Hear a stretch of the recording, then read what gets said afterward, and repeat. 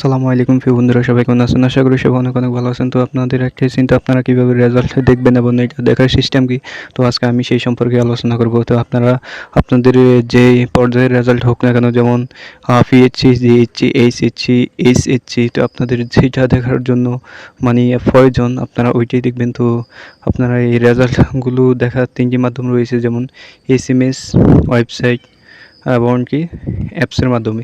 তো সহজ মাধ্যম হচ্ছে এসএমএস, ওইখান থেকে ব্যালেন্স কাটে। যদি আপনার কাছে টাকা না থাকে তো আপনি একেবারেই মানে সহজে দেখতে পারবেন সফটওয়্যার থেকে। তো আজকে সফটওয়্যার আমি বলবো, প্রথমে প্লে স্টোরে যাবেন, সেখানে যাই এসএসসি সার্চ দিয়ে এসএসসি রেজাল্ট সার্চ দিলে একটি অ্যাপস আসবে।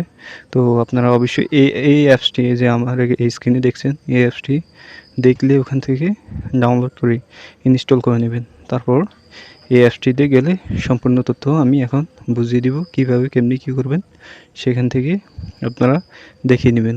ইনস্টল করেছেন, সরাসরি সেখানে চলে যাবেন। এখানে ট্যাপ করার পর দেখুন আমাদের কিছু মানে দিক নির্দেশ, এখান থেকে আপনাদের যেটা ভালো লাগে অবশ্যই সেটা দেখতে পারেন। যেমন রেজাল্ট, ক্যালকুলেটর, কলেজ ভর্তি, তারপর ফল, ভোট ভিত্তি, অন্যান্য তথ্য, সকল তথ্য এখান থেকে জানতে পারবেন। তো আমরা রেজাল্ট সম্পর্কে জানবো।